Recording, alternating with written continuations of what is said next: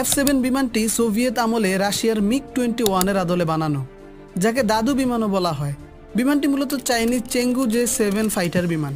চীনে এর উৎপাদন বন্ধ হয়ে গেছে 2013 সালে। 2023 সালে চীনের উড্ডয়ন পার্মানেন্টলি বন্ধ করে দেয়। ইউরেশিয়ান টাইমসের সূত্র অনুযায়ী 2013 সাল পর্যন্ত বাংলাদেশ এই ভেরিয়েন্টের মোট 16টা বিমান কিনে চীন থেকে। 2008 সালে এর একটা বিধ্বস্ত হয় টাঙ্গাইলে। পাইলট মোর্শেদ হাসান নিহত হন কারণ বিমানটির প্যারাশুট ঠিকমতো কাজ করেনি। 2015 সালে দ্বিতীয়টি বিধ্বস্ত হয় বঙ্গোপসাগরে। এর পাইলট লেফটেন্যান্ট তাহমিদকে আর খুঁজে পাওয়া যায়নি। তৃতীয়টি বিধ্বস্ত হয় 2018 সালে, আবার টাঙ্গাইলে।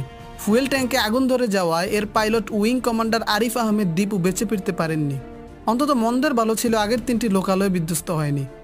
এর আগে বিডি নিউজ জানাচ্ছে 2005 সালে আরও একটা বিধ্বস্ত হয় উত্তরার ফায়দাবাদে।